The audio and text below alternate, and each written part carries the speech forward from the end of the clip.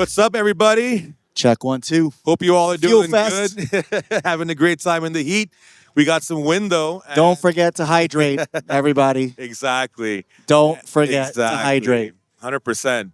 So right now, up on stage, I don't know if you guys can recognize him or not, but we have the one and only RJ De Vera. Now, RJ actually has been, involved with FuelFest for a while, with SEMA, and of course, the Fast and Furious franchise from way back, right? So 24 years to be exact. That's crazy. It's about to be 25. Yeah, it's been a long time. I feel old now, man. Thanks. I know, right? It ages us. Yeah, I turned 40 in a month, so I'm already like, yeah, whatever. But anyways, it's good to be around the cars, though. Yeah, it was very surreal to walk down that lane of all the recreated cars and stuff. Yeah.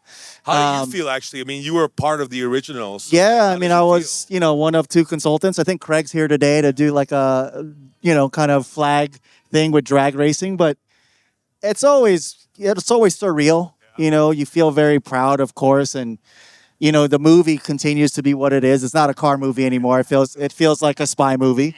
But when you see the cars and the impact that it's had, the S2000 that I had built was in the first and the second movie. And it just got made into a Lego, right? First Honda Lego. So I was at an event with the car that I once owned, which is, you think about that stuff and it does feel very surreal. And you just feel blessed that you had that moment, to be a contributor to something that's really affected car culture in such a big way. Did you think it would become this big when you first did it? No, the first movie, the budget was like $40 million. We rented all the principal cars. We called a lot of friends to do us a solid and send parts or sell it to us really cheap. And I remember it was supposed to be like a February or March launch. And then it had done so well in the testing that they moved it to this April, May, which is when it usually launches now. And then even the opening weekend, I think the estimates was it was going to do like 12 million and it did 40. And then Paul and Vin and Michelle and everyone was on every late night TV show that you can imagine. And I was driving all these journalists from like New York Times and USA Today to the street races because they wanted to see it. So yeah, I created a lot of buzz. One thing I always told people, it's not a documentary because a lot of the industry people were like, that's not real. I'm like, I know. Yeah. I'm sure you must have got a lot of people from like the scene who were like, that's crazy. No, that's not going to happen. But it is what it is, right? Well, it was funny because as a consultant, they would ask Craig and I like, is that possible? Yeah. And we're like 4-way drag racing. Yeah. Is that possible at the street races? I'm like, yeah, like in Ontario. Yeah. Like, does that ever happen? I'm like, no. But is it possible? Yeah. Crazy. Or even the laptop in the eclipse. Even before you got involved in that scene, why don't you tell us how you actually got into the car scene yourself from your youth? Like, how did you get into it? Yeah, so I fell in love with cars through an older brother's friend that took me to a couple events where there were these modified imports, specifically Honda for me. All this quarter-mile drag racing stuff or eighth mile test and tunes. And I saw these little like econo boxes that were that could keep up with like a Fox Body Mustang, which kind of blew my mind at 14. And so right then and there, I knew I wanted like a modified car when I turned 16. So I started working. I quit playing sports and I started working and buying parts for a car I didn't have. There was a thing called the Recycler back in the day, which was this like want ad newspaper. It's like Craigslist, right? But it was all print. And so I started buying parts for this Civic that I was going to once buy when I turned 16. But ended up with an Integra, modded it before I got my license. That's a nice car. Thanks to my mom. Thank you, Mom. But she was like, why do you keep changing parts on this new car that I got you? Yeah. And so I was like, well, I'm going to sell these parts out of our condo. So I started selling parts out of our condo and, kind of the rest is history from there. I was an editor at Super Street. That really paved the way for me to build my network, which led to the Fast and Furious stuff. So, okay. So can you tell me this is a crazy question, but what's one behind the scenes Fast and Furious story that fans probably have never heard of that you know? One behind the scenes Fast and Furious story. Well, a lot of the cars, we wanted to use other cars. Okay. Dominic's RX-7, we wanted to use an NSX, a wide body NSX, something that actually was something I owned at the time, but we couldn't afford buying the stunt ones or the kit. So like we ended up with the RX-7 because the Valeside guy was like, "I'll give you kits for an RX-7." The car that I had built, the block S2000 with the Ninja Stars, which became Suki's car later, the original villain car was supposed to be like a fully built Hammond BMW, like a Z4, I think, or Z4M or Z3M, and we couldn't afford it, you know. So those are fun facts. When Craig and I got the script, Paul Walker's character Brian went from I think like a 3000 GT to an Eclipse. We're like, no, that progression's wrong, and so we went from an Eclipse to what ended up being the Supra. So little things like that, you know, where people are like, oh, I didn't know that. The movie was actually also called Redline. Oh yeah, I know about that. Yeah, a lot of people know that. Yeah. You know, when we were in the makings of it, it was called Redline, and then somehow Universal couldn't get it, so it changed to the Fast and the Furious. So, which initially I was like, wow, that's an interesting title, you know. So, what has been your favorite car that you've ever like seen? In all Favorite car? Ooh, that's a tough not one. Been in, but like seen or like from all. Yeah, so I wasn't a fan of the graphics of the first one, actually. I painted my S2000 before the movie came out, which everyone was like, why did you do that? I'm like, it's a black car with ninja stars. I'm an Asian guy. Yeah. Am I going to drive a black car with ninja stars around LA? No, I'm not. So I painted it blue. One of my favorite cars, which is it was like a cameo car in 4 or 5, was Gail Godot's car. It was a full tech art Cayman Porsche. Wow. Was one of my faves. I was slowly getting into European cars at the time. And I really like some of the muscle cars that came later on. You know, a couple of the Chargers and whatnot. The import stuff, I'm too close to it. Yeah. You know, I would have done a bunch of stuff different, you know. So the Cayman was cool. It was like, it was just parked in the background, you know. I was going to ask you whether you like JDM or muscle better, but I guess JDM is definitely. I've grown to love like all of it, Got it, but I grew up as a JDM guy, right? So I love Mustangs. I had a 2014 Mustang, supercharged. I've fallen into Euros. I did buy an S2000 again 2 years ago. You know, I wanted something analog. I was like, what was one of my favorite Hondas I've ever had? And it was that S2000 from the movie. So, you know, I didn't care for the graphics on either version, but I loved the car. So it was really cool. Okay, well, let's move away from the Fast and Furious franchise. Let's talk about SEMA now. Because I know you're heavily involved with them. Sure. I work there, so I hope so. So let's talk about how you actually got to be involved with them or work for them. Sure. What's been happening behind the scenes there? Yeah, so I have a long history with SEMA. People are not familiar. SEMA is actually a nonprofit association, but everyone knows us for the SEMA show. And really, the purpose of the association is to foster the success for this culture and this industry that we love, and to help protect it, help prolong it. And so the show itself is how people know it and how we get a lot of our members connected with customers, right? And people think of it as a large car show. It's way more than that, right? It's a B2B trade show. It's where business gets done at the end of the day. But this year will be my 28th year, which is crazy to think about, that I'll be going to the SEMA show.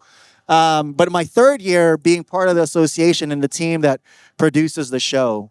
The interesting thing about the association is that it's more than just a show. You know, we have a lot of other different business units and services that's good for the aftermarket. We have here SEMA Plus. So, you know, giving an opportunity for enthusiasts to be a member of the association to really support the cause. You know, to really protect and prolong this thing that we love, right? We all love modifying cars. You know, we want to make sure that you can continue to do that. We were just successful in overturning the EV mandates so that in 2030, you still have a choice of like what type of propulsion is in the car that you buy, whether it's EV or hybrid or synthetic fuel or, you know, normal gasoline ICE, you know? So that's really important for us. We're like the people behind the people behind the people, like trying to make stuff happen. And, you know, for me, that's like, it feels like a calling. So it's super cool to be a part of. No, that's very interesting because even in the industry that I work in, media industry, obviously, we don't really talk about that at all. We talk about more about the builds you see at SEMA, you know, not the behind the scenes, what you guys are actually working on. Because it seems more industry related, right? But it shouldn't be because it is our industry at the end of the day. I mean, the builds are definitely definitely cool cars, right? Yeah. the eye candy and like we call it the stars of the show. because that's how our manufacturing members' products come to life, is through the builds, right? And I think that's what inspires us the most. But to your point, as an industry, we have to make sure we protect that people can still do that. And it's getting harder and harder, right? You know, sometimes you take it for granted that ICE engines may be around forever. You know, there was some laws that were coming into place. Like, you might have old cars with ICE engines, but after a certain year, you weren't going to have the choice to even buy them, right? So it's things like that is really important as we move towards like this future of the automotive industry and this culture, and making sure this thing that we love, this thing that binds us all together. We've never met, but instantly like, oh, you're into like modded cars? Like, we're going to be great friends, right? So that is super important, you know, and there's laws that are coming into place that it's getting more and more important to really have a voice, you know, in DC and in governments around the world. Of, you know, ADAS technology is another one, right? That can really change the game of what the aftermarket can do. So we're trying to be at the forefront of all of that to make sure that the aftermarket can still do things so you can personalize your cars, but even things like racetracks. Yeah. You know, we have something now where we're really trying to promote this law that tracks get this tax benefit so they can invest and keep the tracks open, because so many of them are closing, right? So how do we do that? You know, and who's out there helping promote that? So the show generates most of our revenue, and it just all goes back to the industry. Yeah, that's a very good point. So we have a correspondent in Tokyo, actually. Her name is Claire, and she's actually... I love Tokyo. Yeah, it's a great place. She wrote a story for us about a month ago, I would say, about how, you know, the youth, even in Japan, like, they're slowly fading out of the automotive culture scene, car culture scene. And she wrote about things like, you know, events like this, and people, you know, influencers, of course, and of course, like places like, you know, even SEMA, like a place that you can go and to like see and enjoy car culture. Like, we need more of that. Oh, right? Totally. It's insane how in Tokyo, where we think it's insane car culture, but even they're not having like the same success with letting it grow within the youth, because their youth are so invested elsewhere. Especially in Tokyo. So yeah. I've been going to auto salon as long as I've been going to the SEMA show. So I started in the mid-90s. So I've seen these waves come and go. Mm-hmm. I was just at Auto Salon in January, and it's cool to see, like, it feels like there's this resurgence. Mm-hmm. A lot of which because the influencers are going there and creating content. And they're like reviving, like bringing new attention again to like Veilside, which was a kit that was in the original Fast and Furious, and now Sung Kang's doing stuff with him. But, you know, he's a brand that's been around for like 40 years, you know, and kind of like almost, you know, if it wasn't for the movie, like kind of not disappearing, but not as popular. But now again, it's like there's this new crop of young people that are into it. But yeah, I mean, there's so many distractions now, let's call it, that people can get into. So events like this are so important, and they do a FuelFest in Japan, right? Yeah, at Fuji Speedway. So yeah, I mean, the great thing is there are great events going on around the world. Like there's one in Poland going on right now called Ultrace that I've heard really great things about. So it's great to see that there's this community that's getting back together, and these events are getting bigger. So, I mean, hats off to Cody and the crew that are making FuelFest more global and bigger, even here in the U.S., right? So it helps. I mean, you know, all ships rise in a rising tide. So, you know, at the end of the day, like all of these events, all of this content is going to help, you know, just make sure that it stays alive, right? Yeah, absolutely. So when we landed in California yesterday, me and my team, we were like talking about California and the EV mandates and all that stuff, what was going on. Obviously, you mentioned it right now, how you wanted to change that law. But, you know, FuelFest, obviously it's FuelFest. It's ICE related. But we were saying we haven't seen a single electric car here at all. We can't, I mean, there probably is one, I don't know, but we haven't seen one. Yeah, there's usually a Tesla or two that's lowered. Yeah, of course. But like, what is your take on the whole EV?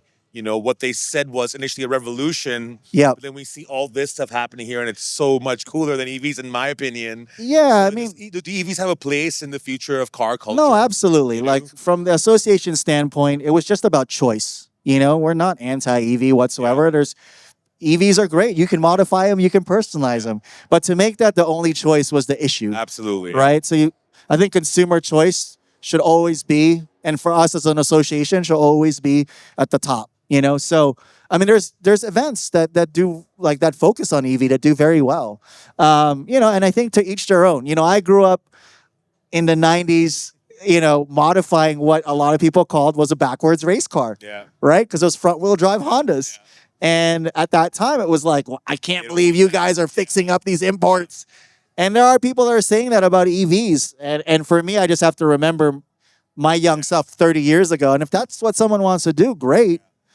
But I think it's important that people have the choice, right? And we as an association really feel that it's important that people have the choice. If they want to do hybrid, if they want to do ICE, gasoline, synthetic fuel, hydrogen, E85, you name it, right? Having that choice. Because, I drove a Porsche Taycan Turbo S about a year ago. Blew my mind. Yeah. Blew my mind. Yeah. I miss the engine sound because I grew up in that, but there's going to be a crop of people where that's not going to matter to them, right? Yeah. So I think it's important that, that we keep open arms to everyone and really welcome all types of propulsion moving forward. So I'm glad the mandates got reversed. I mean, we're super stoked. It was a big win for the people that want that choice. Big win for us as an association and all the people that worked hard on it. So Great. Well, I mean, I'm not anti-EV either, but I rode on an electric motorcycle for the first time about 2 years ago, and it blew me away. Yeah, right. It has a different driving characteristic. It's the feel that I really thought was kind of missing, but that whole the thrill of going fast and the speed, the acceleration is there. But then I also drove, the new Dodge Charger Daytona Sure. a few months ago, last year actually. And I don't want to say it, but it wasn't the best experience. Yeah, I mean it was powerful. It was very powerful. But the whole fake exhaust note sound and all didn't really. Yeah, that's when it feels. That's when it feels starts to feel a little disingenuous, Yes, right? exactly. When you have the sounds, Yes. which I know is a big conversation with a lot of new cars that pump the sounds in. That's an interesting to me. Like when I drove the Taycan Turbo S, it did open my eyes because finally an EV car that could turn, because most of them can't turn because of all the battery weight. Yeah. But I'm excited to see what comes of that. And to me, it's if you're a fan of cars, you're gonna have and if you have all the money in the world, you're gonna have different things for different reasons. Absolutely. Because the acceleration of the EV cars it's like nothing else, Yeah. in terms of its get up and go. Granted, most of them can't turn right now, right? There's a couple of the hypercars that can, but it's missing that sound for me personally, and that's the connection, All the senses aren't touched, all the senses, but it gets you to think about can I change my mindset to appreciate that type? It's like carbureted versus fuel injected, exactly. turbo versus NA, and now ICE and gasoline propulsion versus EV propulsion, Cool. Well, what's the next big thing for SEMA right now? I know the show obviously is coming up. Yeah, We're gonna be there too. So what can we expect to see? What's the next big thing coming up? So the big thing for us at the show in particular is we keep evolving it. So we've had an open to the public day for the last couple of years. So we're really trying to grow that because we know consumers have always wanted to get in. And then our exhibitors have wanted to have that connection with B2C. So we're really opening the doors on one day of the trade show to really give people that are here that opportunity to check it off their bucket list. And we've also started a concert motorsports festival called SEMA Fest. So last year we had Cage the Elephant as one of our main bands and Sublime. So it's we're growing that side of it because as the audience for the trade show gets younger, they want more entertainment. So we're trying to evolve with that, and we started to live stream the show for the first time. We did it for the first time last year. We're doing it again this year. So for people that couldn't get there and they want to know what it's all about and get that inside look. So I guess that we're opening the blinds a little bit more. So because people hear about it. Of course. They see the builds and we're really trying to show the rest of the world what it means for the automotive industry to get together. Someone wrote an article that said we were becoming the center of the automotive universe, and we're really just trying to live that out. We're really trying to double down on that thought. How do we get the best companies, the best builds, the most influential people, the most excited, enthusiastic people together at one time a year to really keep pushing the industry forward? And then we have PRI. PRI is our other show 30 days later. That's very racing specific. Same deal, but very focused on racing in particular. So for me, it's I'm a kid in a candy store, So hopefully people will come check it out. It is open to the public. That's the thing that we're really pushing, just to invite more people to this industry. Absolutely, man. So we hope to see you there because we're going to be there. And thank you so much for your time today. It's been an absolute pleasure. And enjoy your day. You too, man. For sure. Thank you.